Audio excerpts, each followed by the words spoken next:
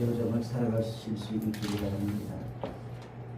아프리카 선교사의 아버지라고 불리는 분이 있습니다. 리빙스턴이라는 분인데요. 여러분들도 한 번쯤 들어보셨을 것입니다. 그분이 한 번은 아프리카 선교 중에 사자를 만났습니다. 여러분, 그 굶주린 사자를 만나서 그 사자에게 왼쪽 어깨를 물렸어요. 왼쪽 어깨를 물려서 이게 평생 이 불구가 되어졌습니다.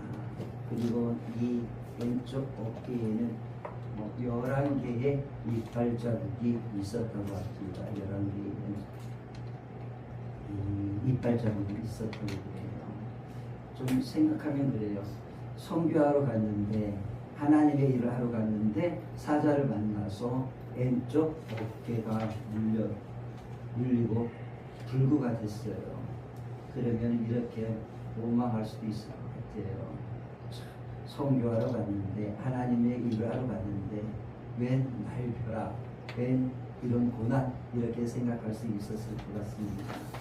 그런데 이 왼쪽 어깨의 11개의 그 사자 이빨, 그 평생 불구가 된 게요. 나중에 이 아프리카 선교를 하다가 리빙스턴 이 선교사님이 돌아가시게 되어지는데요. 많은 사람들이 이렇게 돌아가셨나 봐요. 그 공간 속에서 돌아가셨을 때에 이 시체들이 부패가 됐어요. 시체들이 부패가 돼서 이 사람들이 영국을, 원래 이제 리빙스턴 선교사님이 영국 분이시니까 영국으로 이렇게 시체를 운구를 해야 되는데 너무 부패가 돼가지고 이 리빙스턴인지 누군지 알 수가 없는 거예요. 그때 한 분이 이렇게 얘기했대요. 리빙스턴 선교사님을 알 수 있는 방법이 하나 있는데, 이게 뭐냐면은 왼쪽 어깨에 선명하게 11개의 사자 이빨 자국이 있다, 이렇게 이야기했다고 합니다. 그래서 그게 불행인 것 같았는데 나중에 그분이 리빙스턴 형제라는 것을 알 수 있게 하는 하나님의 흔적이 되어졌다라는 이야기가 있습니다. 어쨌든 이렇게 11개의 이빨 자국, 그리고 왼팔이 불구가 되어졌음에도 불구하고 그분은 아프리카 선교를 멈추지 않았습니다. 우리에게는 선교사로 알려져 있고요, 일반인들에게는 아프리카 탐험가로 알려져 있습니다. 아프리카 탐험가로 알려졌어요. 그렇게 알려져 있는데요. 어쨌든 선교를 포기하지 않았습니다. 선교하다 보니까 이 아프리카 전 지역을 다니다 보니까 아프리카 탐험가가 되어진 겁니다. 탐험이 목적이 아니라 선교가 목적이 되다 보니까 탐험이 되어진 거예요. 자, 어쨌든 이렇게 선교를 멈추지 않았습니다.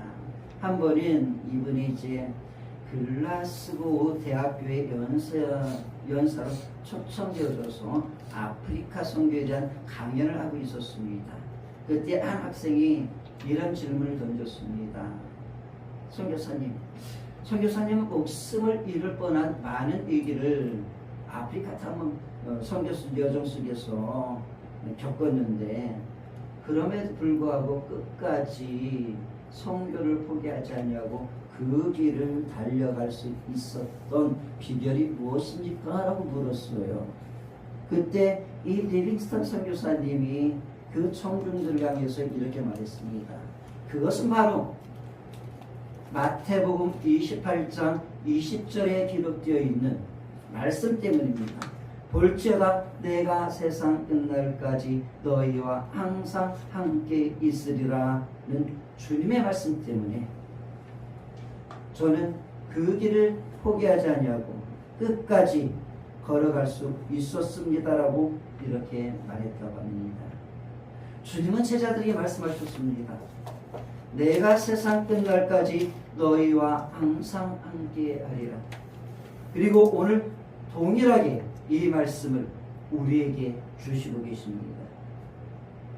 2000년 전에 제자들에게 주셨던 이 말씀, 그리고 리빙스턴 선교사에게 주셨던 그 말씀을, 그리고 오늘 그 말씀을 이 자리에 앉아있는 은평글 속에 속한 성도들에게 동일한 말씀을 주고 계십니다.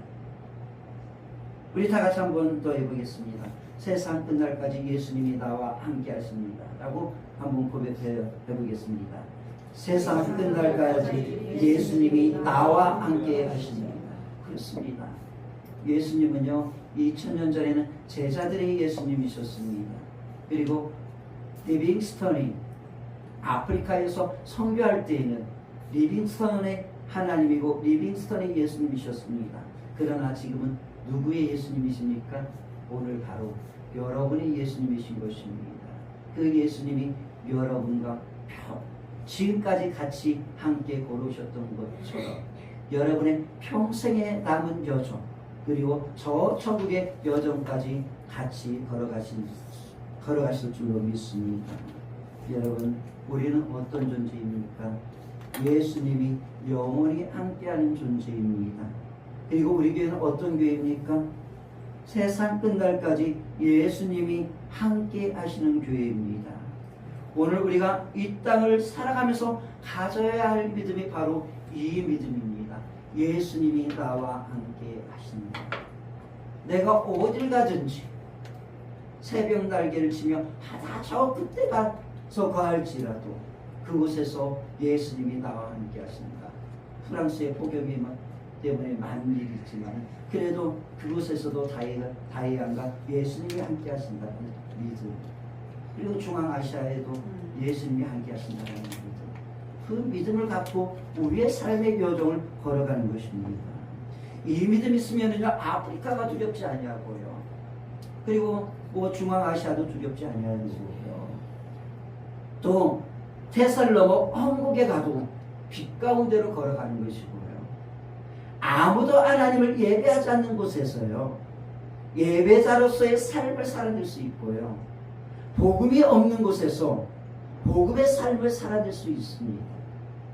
예수님이 나와 함께하리라는 이 믿음이 있으면은요 우리의 인생의 여정과 그리고 또 신앙의 여정이 비록 사방으로 우겨쌈을 당하였다 할지라도, 그래서 공고한 일을 당한다 할지라도, 어려움이나 한란을 당해도 견뎌내어서 진주와 같은 영광한 빛을 낼 수 있고 이겨내고 뚫어내고 마침내 주선한 능력으로 승리의 그날을 맞이할 수 있는 것입니다.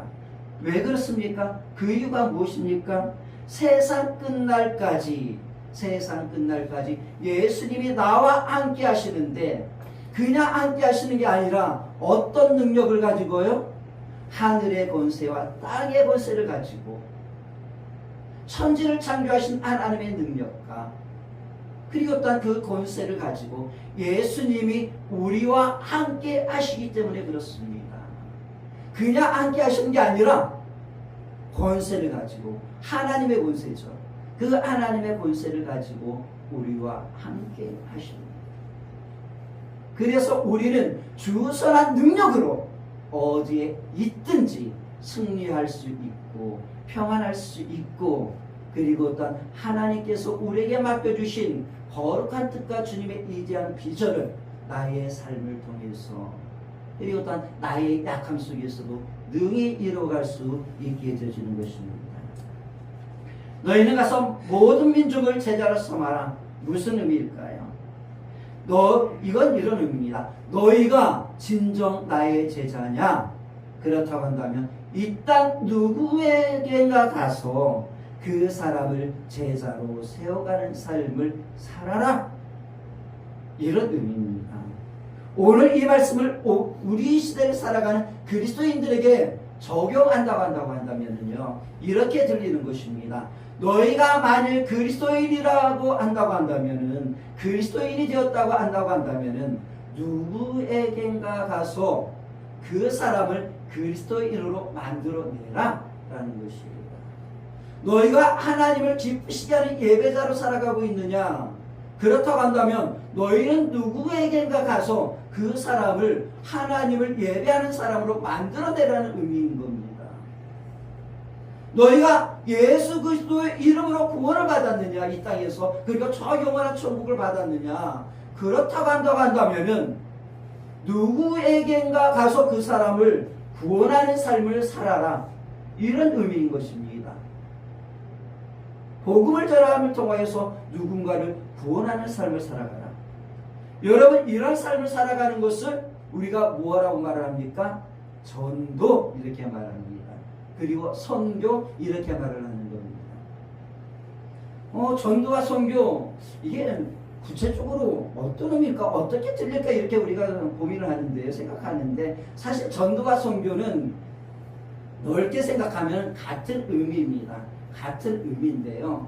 보통 전도 그러면 국내에서 복음을 전하면 전도라고 생각을 하고, 해외에 나가서 복음을 전하면 우리는 그것을 선교 이렇게 이야기를 합니다.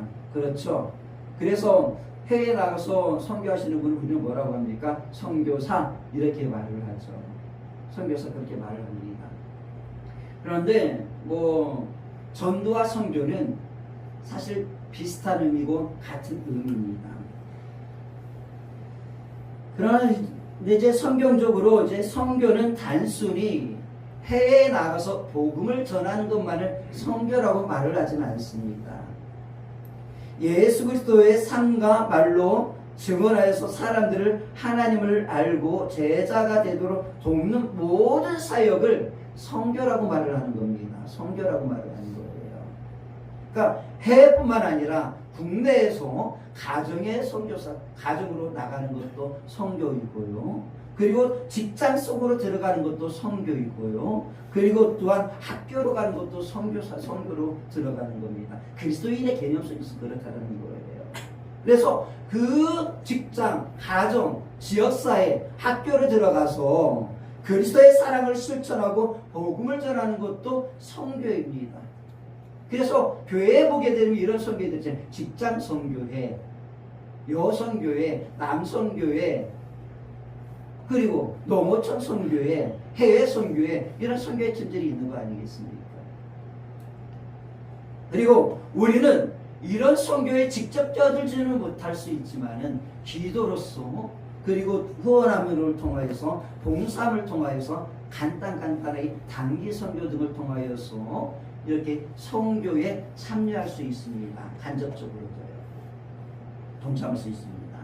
오늘 주님은 제자들에게 복음을 전할 뿐만 아니라 내가 복음을 전하는 그를 예수님의 제자로 세워가라 이렇게 말씀하고 있습니다. 주님은 그리스도인으로서 복음을 전하는 우리에게 뚜렷한 목표 하나를 제공하고 있습니다. 그냥 복음을 전하라는 것이 아니라 목표를 가지고 전하라는 겁니다. 어떤 목표? 그 사람을 내가 제자로 만들어 내겠다라는 목표를 세우라는 겁니다. 그렇게 복음을 전하라는 겁니다. 저는 이 전도와 제자 세우는 것을 이렇게 정의하고 싶습니다. 전도는 사명이고, 그리고 제자로 세우는 것은 비전이다. 한번 해볼까요? 전도는 사명이고 제자로 세우는 것은 비전이다. 전도는 사명이고 제자로 세우는 것은 비전이다. 그렇습니다. 여러분, 전도는 시작이고요. 제자로 세우는 것은요, 그 전도의 어떤 완성이고 결론일 수 있습니다. 복음을 전하는 것은 우리의 사명입니다. 우리가 우리의 삶의 현장으로 나아가서 지나가는 사람에게, 그리고 친구들에게, 이웃들에게 간단한 말이지만 예수님을 여러분들이 소개한다고 한다면, 예수 믿으세요 라고 말한다고 한다면 여러분은 사명을 감당해 나가고 있는 그리스도인들입니다. 그런데 이것을 우리가 뛰어넘어서 내가 저 사람에게 복음을 전할 뿐만 아니라 저 사람을 하나님을 예배하는 참된 예배자로 세워나가야겠다. 그리고 주님의 제자로 세워야겠다는 목표를 가지고서 돌아보고 케어하고 보살피고 돕고 섬기고 기도해주고 희생하는 삶을 살아간다고 한다면 우리는 제자의 삶, 비전의 삶을 살아가고 있는 것입니다. 여러분, 세상에는요 두 종류의 사람이 있습니다. 사명과 비전으로 살아가는 사람이 있고요, 자기의 욕망으로 살아가는 사람들이 있습니다.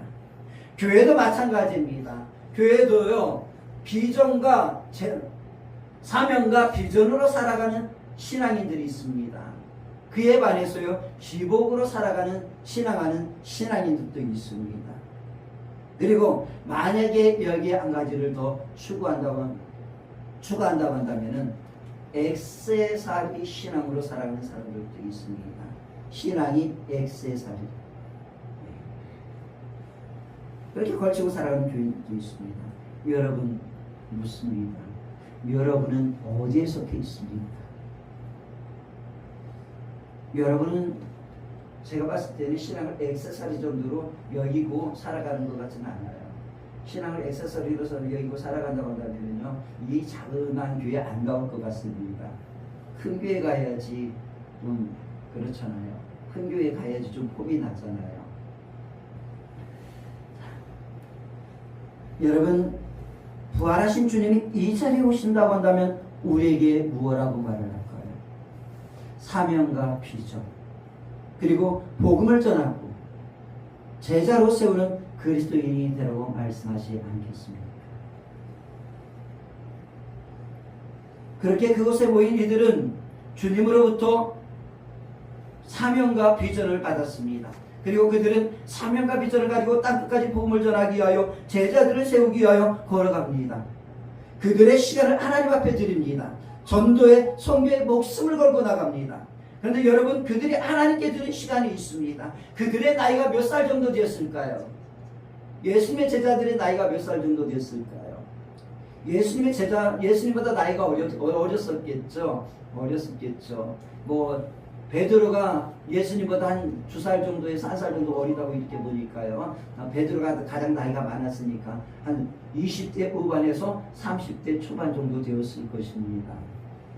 물론 이 말씀을 받는 사람들 중에는요 이 제자들만 있었던 것이 아니라 다른 성도들도 있었습니다. 그래서 30대도 있었고 40대도 있을 수도 있어요.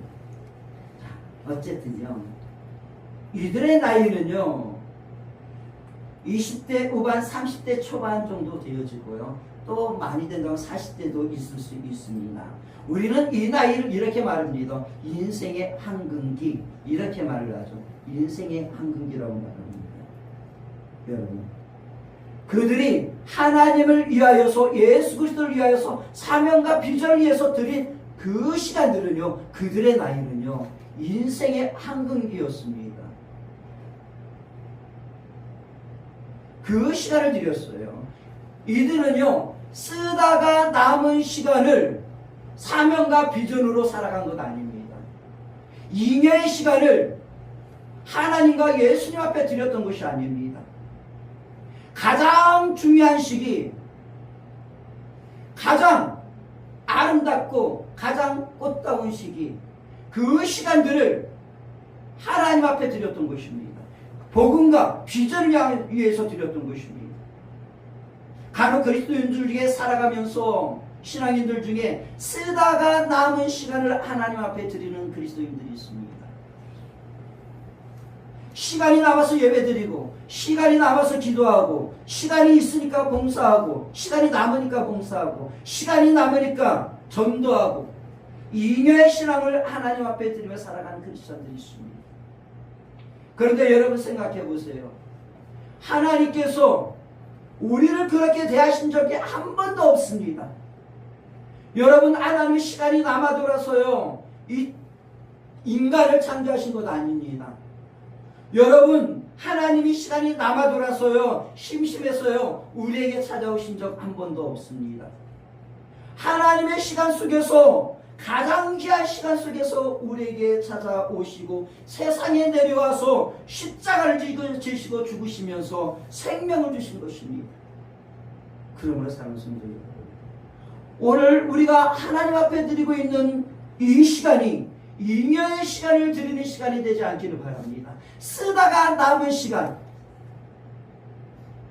그런 시간을 하나님 앞에 드리지 않았으면 좋겠습니다. 정말 내 인생에서 가장 중요한 시간이지만 그 중요한 시간을 하나님 앞에 드릴 수 있기를 바랍니다.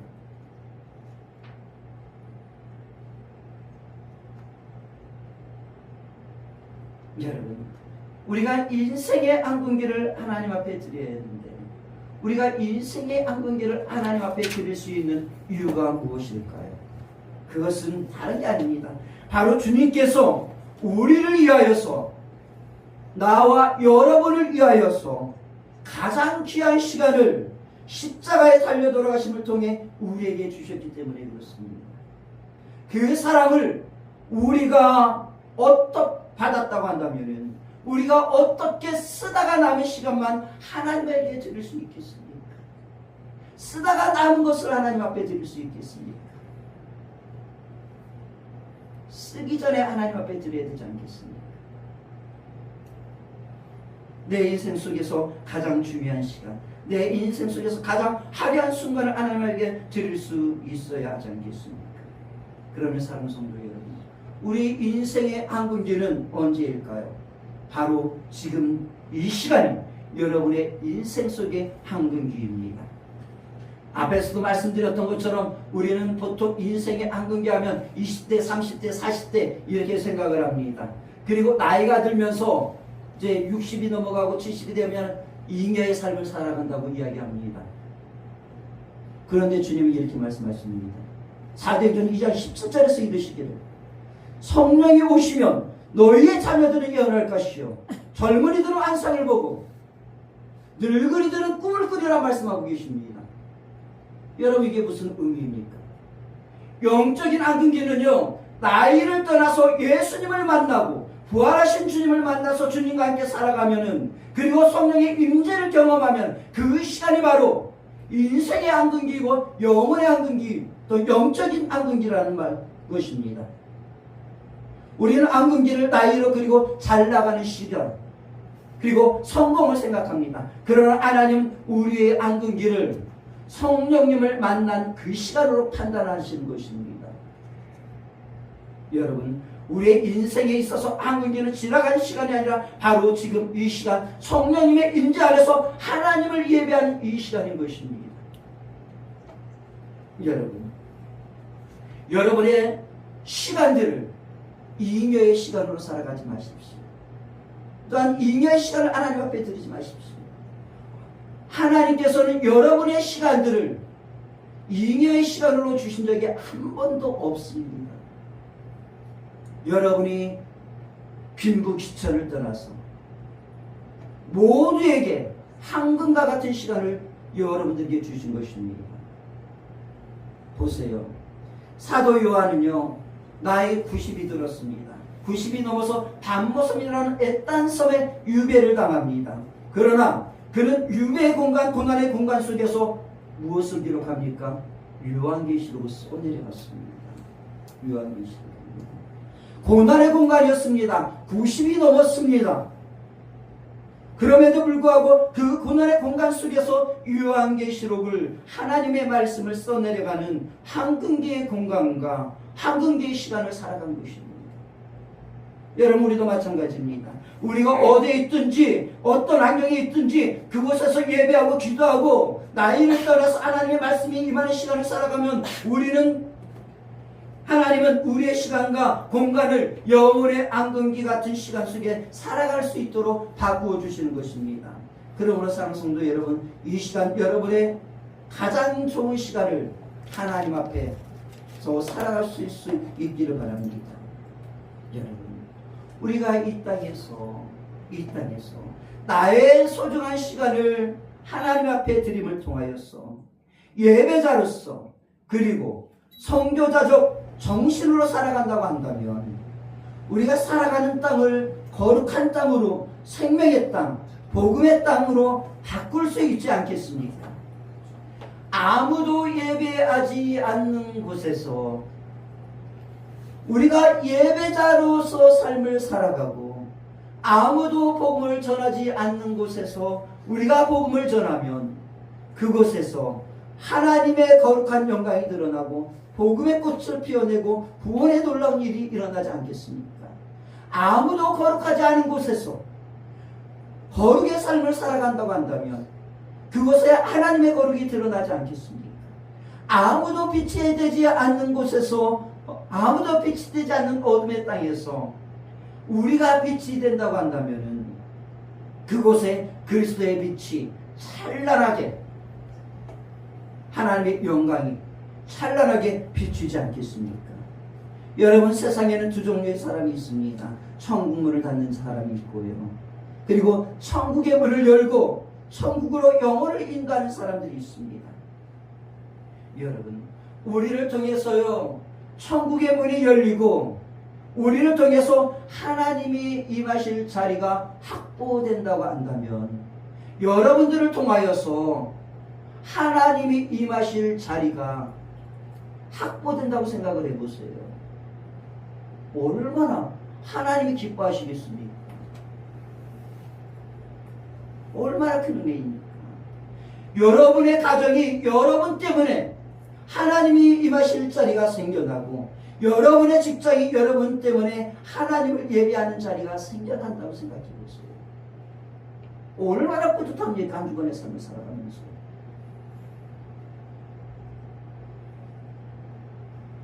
여러분, 지금까지는요 주님이 나에게 기쁨을 주셨습니다.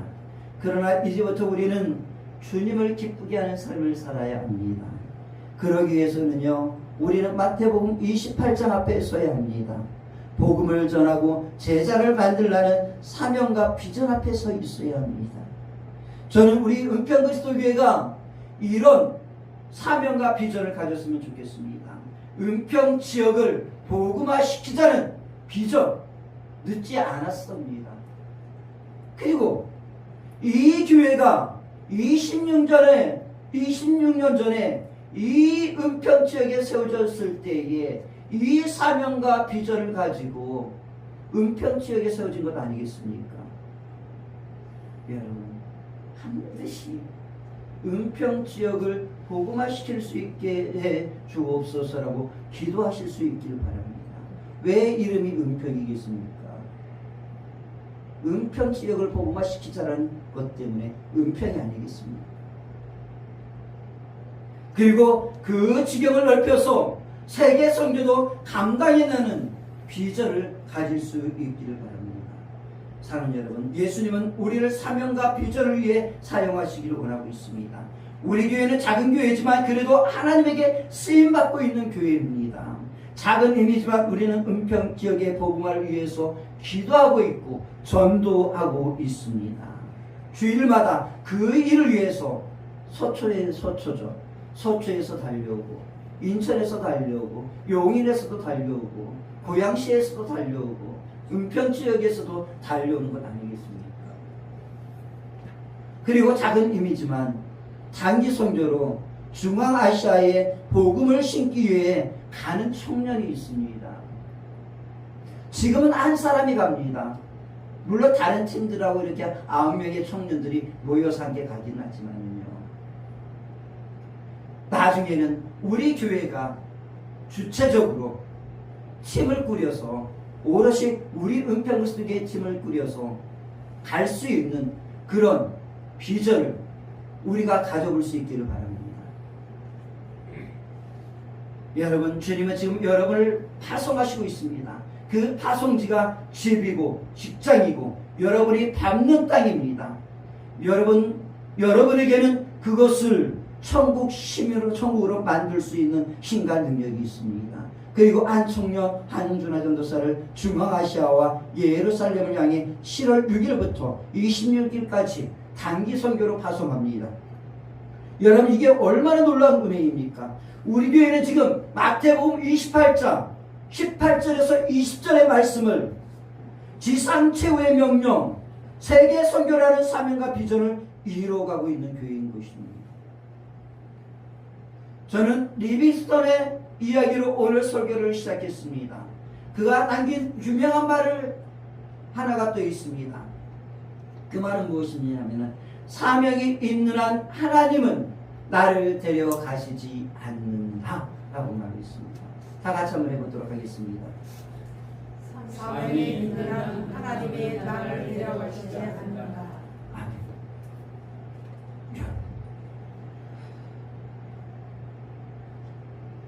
예수님은요, 우리 은평그리스도교회가 사명을 감당하고 있는 한요, 이 교회는요 주님이 오시는 그날까지 사라지지 않습니다.